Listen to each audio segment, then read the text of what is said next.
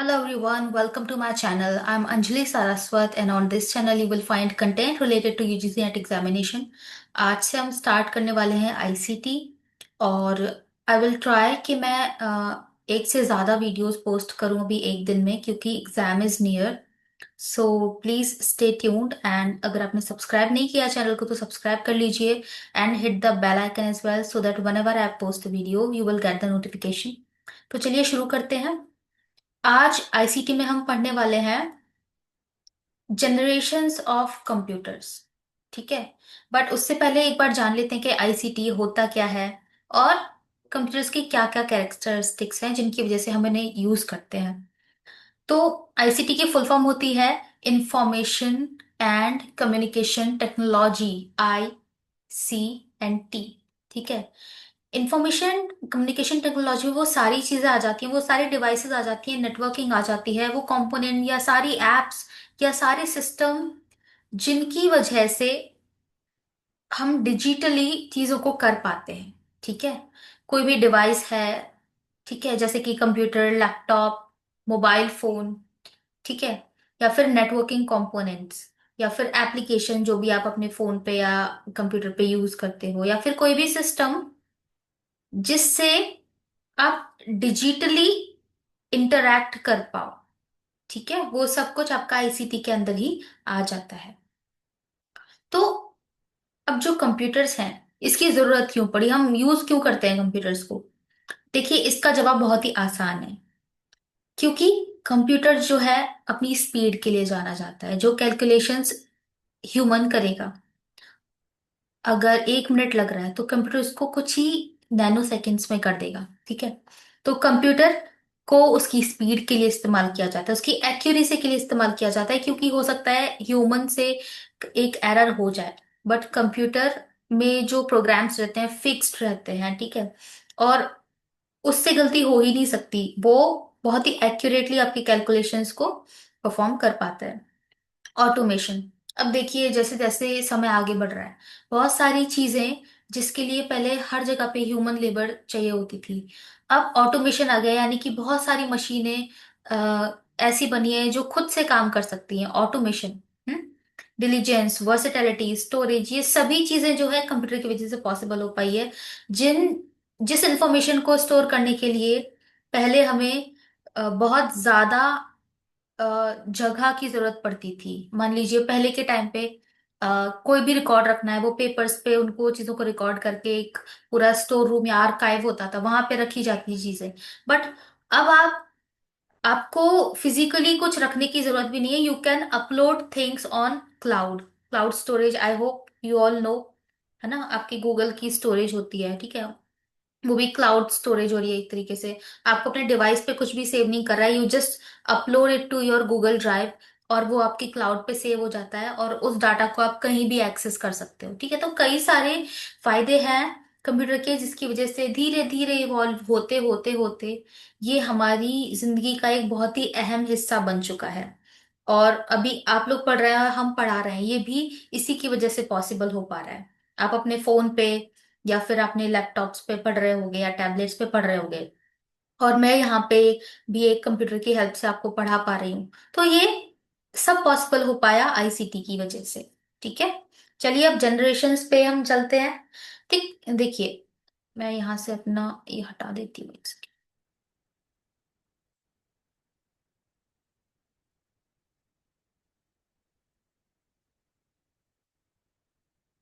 चलिए, तो कंप्यूटर के जनरेशन्स के बारे में अब यहाँ पे हम पढ़ते हैं कि कैसे कैसे कंप्यूटर्स धीरे धीरे इवॉल्व हुए. देखिए जनरेशन्स ऑफ कंप्यूटर जो एक टॉपिक है, इससे क्वेश्चंस आते हैं. इसमें जो मेन देखो, जनरेशन्स ऑफ कंप्यूटर आपको अगर पढ़ना है, ये this table is all you need. ठीक है. जितना समझने का है इसी टेबल में आपके लिए. तो इसको आप अच्छे से रट लो बिल्कुल. इसमें आपको क्या क्या चीजें मेनली याद रखनी पड़ेंगी. Generation first, second, third, fourth, fifth. ठीक है.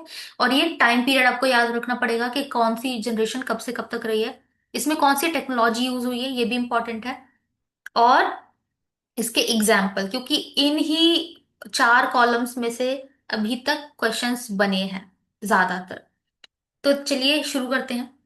फर्स्ट जनरेशन कंप्यूटर क्या था. देखिए, ये जो चीज मैं अभी पढ़ा रही हूँ ये हम छोटी क्लासेस में पढ़कर आए हैं पहले से ही, ठीक है। बट टाइम के साथ साथ धीरे धीरे चीजें फेड हो जाती हैं, तो it is just a revision kind of thing that I am giving you right now, ठीक है। तो आपने देखा होगा कि स्कूल में पढ़ा होगा कि पहले के जमाने में कंप्यूटर्स बहुत बड़े बड़े होते थे, इतने बड़े कि पूरे कमरे जितने बड़े, पूरा कमरा घेर ले। और बहुत ज्यादा हीट जनरेट होती थी इसमें, ठीक है। तो वो फर्स्ट जनरेशन का कंप्यूटर था जिसका टाइम पीरियड था 1940 से लेके 1956 तक। ये आपको याद होना चाहिए, 1940 से लेके 1956 तक। और इसमें कौन सी टेक्नोलॉजी यूज होती है? Vacuum tubes. वैक्यूम ट्यूब्स क्या होते हैं? देखिए,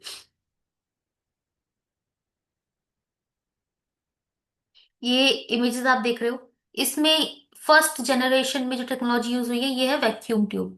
ये इस तरीके की ग्लास की ट्यूब होती है। और अगर आप थोड़ी सी केमिस्ट्री पढ़ी है तो कैथोड रे ट्यूब वगैरह थोड़ा सा आपने पढ़ा होगा, ठीक है। तो कैथोड रे जो है वो तो आगे आएगी थर्ड जनरेशन में।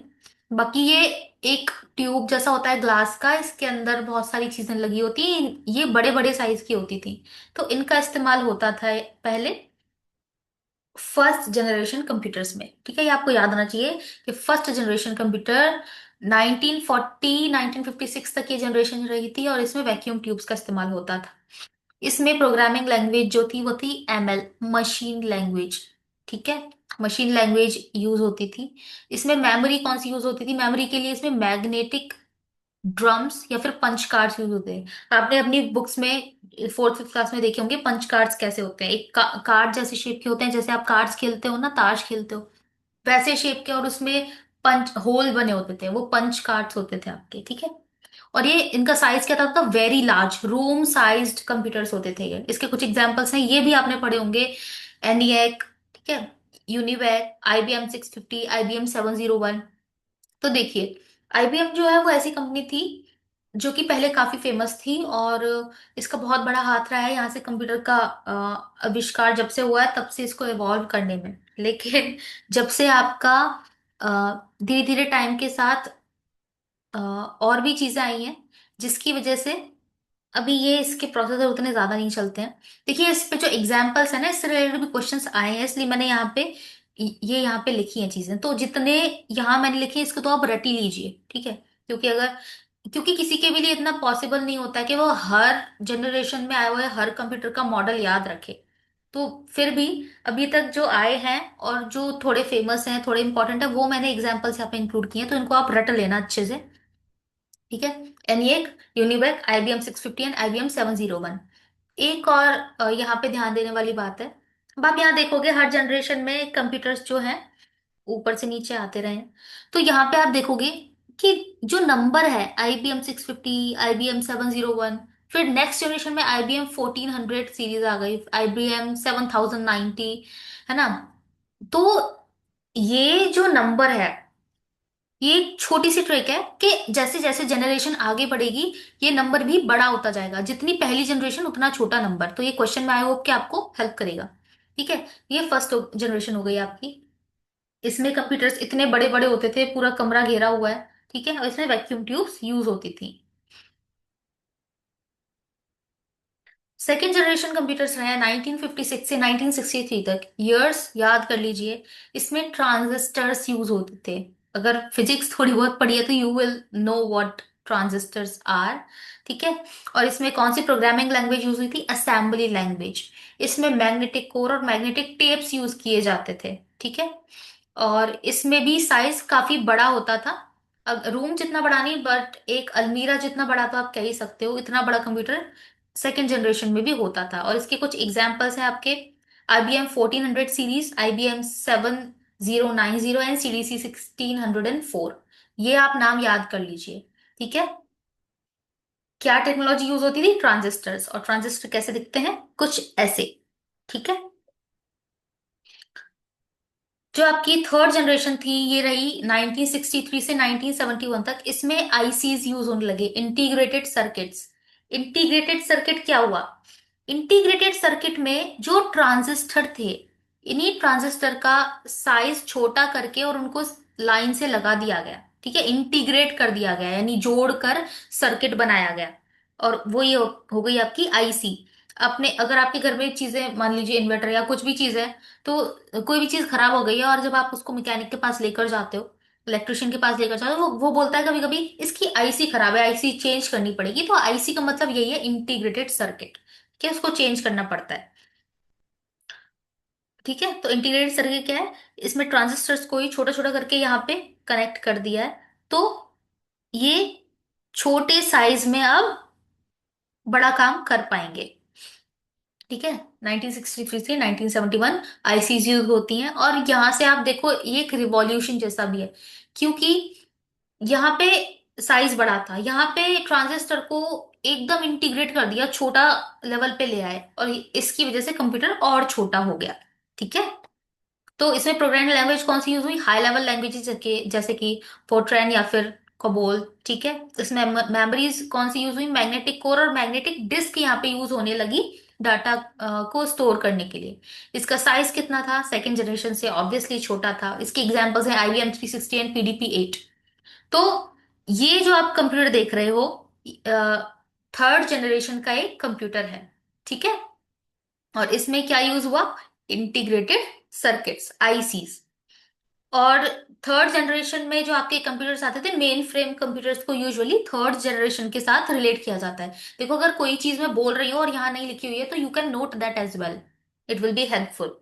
ठीक है, थर्ड जनरेशन में मेन फ्रेम जो कंप्यूटर है उसको थर्ड जनरेशन से जोड़कर समझा जा सकता है। अब फोर्थ जनरेशन आ गई आपकी, इसमें कंप्यूटर और छोटा हो गया। ठीक है, तो फोर्थ जनरेशन कब से कब तक चली, 1971 से 1980s तक। इसमें जो टेक्नोलॉजी है वो और छोटी हो गई, इसमें आपका आ गया माइक्रो प्रोसेसर्स आ गए। ठीक है, और इसमें मेमोरीज के लिए क्या यूज किया जाने लगा, सेमीकंडक्टर्स यूज होने लगे, है ना, semiconductor memory, RAM ROM use होने लगे। और इसका साइज कैसा हो गया, डेस्कटॉप जितना, यानी कि आपकी डेस्क पे रख जाए आराम से, इतना इसका साइज हो गया, काफी छोटा हो गया। जहां फर्स्ट जनरेशन में कंप्यूटर एक पूरा कमरा घेर रहा था, यहाँ पे एक टेबल के ऊपर आप उसको रख पा रहे हो। ठीक है, तो यहाँ पे आप देखोगे माइक्रो प्रोसेसर्स के नीचे लिखा है LSI एंड VLSI। तो यहाँ पे LSI और VLSI का क्या मतलब है, LSI का मतलब है लार्ज स्केल इंटीग्रेशन, और VLSI का मतलब है वेरी लार्ज स्केल इंटीग्रेशन। ठीक है, तो ये फुल फॉर्म्स आप चाहो तो लिख सकते हो। अब इसका क्या मतलब है, इसका मतलब है कि देखो आईसीज में क्या हुआ, ट्रांजिस्टर को छोटा करके यहाँ पे इंटीग्रेट करके एक डिवाइस बनाई गई आईसी, जो आप यहाँ देख सकते हो। माइक्रो प्रोसेसर्स में उसको और छोटा कर दिया और लार्ज इंटीग्रेशन बना दिया, यानी कि बहुत ज्यादा छोटा करके और बहुत ही छोटे जगह में उसको फिट कर दिया। वेरी लार्ज स्केल इंटीग्रेशन, बहुत ही ज्यादा छोटे स्केल पे उनको इंटीग्रेट करके और यूज किया जाने लगा। ठीक है, अब इसमें प्रोग्रामिंग लैंग्वेज कौन सी यूज होने लगी, हाई लेवल लैंग्वेजेस जैसे कि सी या फिर बेसिक। और इसमें मेमोरी के लिए सेमीकंडक्टर्स ये यूज होने लगे। डेस्कटॉप साइज इसका एग्जांपल देख लीजिए, IBM PC या एप्पल मैकिंटोश, एप्पल सेकंड और ऑल्टर 8800। ठीक है, एग्जाम्पल याद कर लीजिए। फिफ्थ जनरेशन में क्या था, ये 1980 से लेकर अब तक का जो है वो फिफ्थ जनरेशन माना जाता है। और कहीं कहीं पे आप इसको देखोगे कि ये 2010 तक फिफ्थ जनरेशन है, और अब सिक्स्थ जनरेशन 2010 के बाद लग चुका है। बट स्टिल हम उसको सिक्स जनरेशन नहीं कह सकते, क्योंकि सिक्स्थ जनरेशन जो है उसमें बहुत ज्यादा हाई लेवल पे AI जो है हमारी जिंदगियों में शामिल हो चुका होगा। अभी भी आप देख रहे हो कि हर जगह AI का यूज हो रहा है, ChatGPT है ना, इसकी शुरुआत हो चुकी है। बट आने वाले फ्यूचर में AI आपके जीवन का ऐसा हिस्सा बन जाएगा, आप चाह के भी उससे अलग नहीं हो पाओगे। You will be very dependent on AI, you will use AI for everything, every single thing आने वाले फ्यूचर में। बट वो भी हुआ नहीं है, इसीलिए अभी हम इसको फिफ्थ जनरेशन में, इस टाइम को फिफ्थ जनरेशन में ही काउंट करते हैं। ठीक है, तो इसका टाइम पीरियड 1980 से प्रेजेंट तक का है। इसमें टेक्नोलॉजी ULSI और AI और पैरेलल प्रोसेसिंग टेक्नोलॉजी है। प्रोग्रामिंग लैंग्वेज में AI बेस्ड लैंग्वेजेस हैं जैसे कि Prolog, LISP, Python etcetera. Memory इसमें सेमीकंडक्टर और ऑप्टिकल मेमोरी यूज की जाती है। साइज क्या है इसका, कॉम्पैक्ट कॉम्पैक्ट है काफी, लैपटॉप्स या मोबाइल्स है ना। इतना छोटा साइज हो चुका है फोन जितना बड़ा। और एग्जाम्पल क्या है, robotics, AI systems, modern PCs, quantum computation and nano technology. Nano technology का मतलब है, नैनो टेक्नोलॉजी जो है शुरुआत इसकी हो चुकी है और काफी सारे इन्वेंशन इसमें आना शुरू हो गए, उस पे बहुत खतरनाक रिसर्च चल रही है अभी भी। ठीक है, करंट सिनेरियो में भी। ऐसा नहीं है कि सिर्फ टेक्नोलॉजी के, सिर्फ कंप्यूटर के फील्ड में या इंफॉर्मेशन टेक्नोलॉजी के फील्ड में, इनफैक्ट मेडिकल फील्ड में भी, या फिर हर चीज में नैनो टेक्नोलॉजी को यूज किया जा सकता है। आपकी बॉडी में अगर कोई दिक्कत है, उसका ऑपरेशन होना है, तो उसके ऑपरेशन से लेकर के एनवायरमेंटल को प्रोटेक्ट करने तक के लिए नैनो टेक्नोलॉजी जो है वो बहुत ज्यादा हेल्पफुल होगी। ठीक है। नैनो का मतलब होता है बहुत छोटा, 10⁻⁹ यानी ये बहुत छोटा साइज हो गया। उस साइज की मशीन्स बन सकती हैं और वो फिर काम करेगी। ठीक है। आई होप आपको ये थोड़ा क्लियर हो गया होगा, जनरेशन ऑफ कंप्यूटर्स थोड़ा रिवाइज हो गया होगा, है ना, रिफ्रेश हो गया होगा मेमोरी आपकी। और ये थोड़ी पिक्चर्स हैं, फोर्थ जनरेशन में ये क्या हो गया आपका, VLSI, very large scale integration. यहाँ पे आप देख रहे हो, यहाँ पे ये तार जैसे निकले हुए हैं, जैसे ट्रांजिस्टर में ये निकले हुए थे, इंटीग्रेटेड सर्किट्स में, आईसीज में ये तार ऐसे निकले हुए। अब इसमें और छोटा हो गया है ना, बिल्कुल छोटा सा। ये जो है ये हो गया आपका माइक्रो प्रोसेसर। ठीक है। और ये और छोटा इंटीग्रेशन हो गया अल्ट्रा लार्ज स्केल इंटीग्रेशन। इसमें आप देखोगे कि आपको तार नजर भी नहीं आ रहे हैं, ठीक है, जो बाहर ये निकले हुए हैं। ठीक है, ये फिफ्थ जनरेशन है, बहुत ज्यादा छोटा इसका साइज हो चुका है। तो अब चलते हैं, ये क्विक नोट्स हैं। फर्स्ट जनरेशन में कंप्यूटर स्लो होते थे, बहुत ज्यादा एक्सपेंसिव होते थे, बहुत बड़े होते थे, हीट जनरेशन भी बहुत होता था। सेकंड जनरेशन में थोड़े छोटे हुए, है ना, थोड़े फास्टर हुए और ज्यादा रिलायबल हुए फर्स्ट जनरेशन के कंपैरिजन में। थर्ड जनरेशन में keyboard, monitors, operating systems, OS means operating system आने लगे। फोर्थ जनरेशन में पर्सनल कंप्यूटर्स जो है वो काफी कॉमन हो गए, अब लगभग घर घर में कंप्यूटर होता है। फिफ्थ जनरेशन में एआई पे फोकस हो गया, मशीन लर्निंग, है ना। अगर आप लोग बीटेक, या फिर आपने सुना होगा, या फिर आपको कोई फ्रेंड्स या फैमिली में भी कोई अगर बीटेक कर रहा होगा विद कंप्यूटर साइंस, तो अ, वो आप लोगों को शायद बताते होंगे मशीन लर्निंग के बारे में या क्रिप्टो के बारे में, है ना, या ब्लॉकचेन के बारे में। तो ये सब क्या है, फिफ्थ जनरेशन की चीज है। ठीक है। तो ये जो जनरेशन है, एआई, मशीन लर्निंग, ब्लॉकचेन और क्लाउड कंप्यूटिंग और मोबिलिटी, ये सब पे फोकस्ड है। ठीक है, वेरी एडवांस्ड। आई होप ये क्लियर हो गया होगा आपको। अब कुछ प्रीवियस ईयर क्वेश्चंस कर लेते हैं। जून 2023 से ये क्वेश्चन है, computers have evolved from the early mainframe computers to the relatively small devices with high computing power being used today. Which of the following inventions contribute to reduce the physical size of computers? यानी कि कौन सी चीज है, ये जो चार option आपको दिए हैं, इन चारों ऑप्शंस में से आपको बताना है कि कौन सी चीज है जिसकी वजह से कंप्यूटर्स का साइज छोटा हो पाया। ठीक है। अब यहाँ पे आप देखोगे वैक्यूम ट्यूब्स, ट्रांजिस्टर, आईसीज या कैथोड रे ट्यूब। तो यहाँ पे आपको पता होना चाहिए अभी जो हम पढ़कर आए हैं लास्ट स्लाइड्स पे, ठीक है, कि पहली जनरेशन में क्या यूज होता था, दूसरी, तीसरी, चौथी में। ठीक है, अगर आपको ये लाइन से पता है तो आप ये क्वेश्चन बहुत आराम से सॉल्व कर पाओगे। तो सबसे पहले वैक्यूम ट्यूब्स यूज होती थी, आपको पता है। उसके बाद ट्रांजिस्टर्स आए, उसके बाद आईसीज आए। ठीक है। तो इन तीनों में सबसे नया आईसी है, इंटीग्रेटेड सर्किट्स है, लेकिन कैथोड रे ट्यूब इसमें नहीं आएगा। ठीक है। इसीलिए इन तीनों में सबसे लेटेस्ट क्या है, आईसी। तो थर्ड ऑप्शन आपका करेक्ट हो जाएगा। कैथोड रे ट्यूब क्या होती थी, इसको फर्स्ट सेकेंड जनरेशन में यूज किया जाता था। अब नेक्स्ट आ गया मार्च 23 से क्वेश्चन हमारा। इसमें करेक्ट क्रोनोलॉजिकल ऑर्डर बताना है आपको। ये सारे कंप्यूटर्स देखो, एग्जाम्पल मैंने बोला था ना, तो एग्जाम्पल से रिलेटेड ही ये क्वेश्चन बन रहा है आपका। यहाँ पे कंप्यूटर्स के नाम है, मॉडल्स के। ठीक है।